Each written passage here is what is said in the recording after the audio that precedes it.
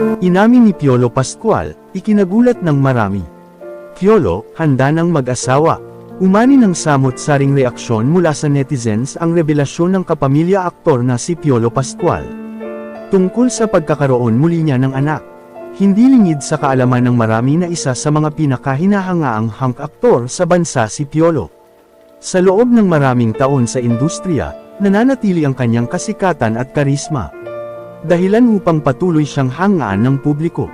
Sa edad na 49, kapansin-pansin pa rin ang kanyang kakisigan at maayos na pangangatawan.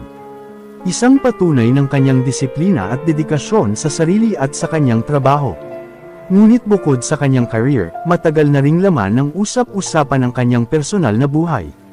Lalo na pagdating sa usapin ng pamilya, hindi may kakaila na isa sa mga tanong ng netizens ay kung may balak pa ba siyang magkaanak muli. Matatanda ang iisa lamang ang kanyang anak, si Inigo Pascual, na isa na ring kilalang personalidad sa industriya. Dahil dito, ikinagulat ng marami ang naging pag-amin ni Piolo sa isang kamakailan event. Sa isang media gathering, diretsahang niyang sinabi na bukas siya sa posibilidad na magkaroon muli ng anak, ngunit nais muna niyang magkaroon ng asawa bago pumasok sa ganitong responsibilidad.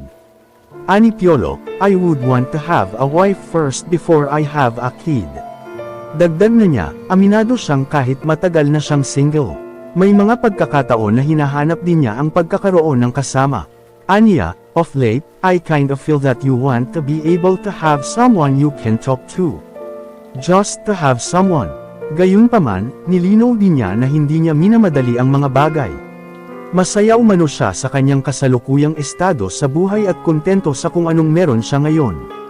Sa katunayan, pabiro pa niyang nabanggit na maaaring mauna pa ang kanyang anak na si Inigo sa pagbuo ng sariling pamilya. Sa usapin naman ng kanyang personal na relasyon, nananatiling single si Piolo sa kasalukuyan.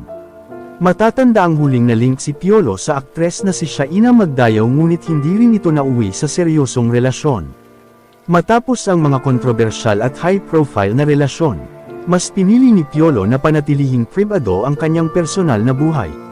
Sa mga nakaraang taon, bihira na siyang malink sa ibang babae.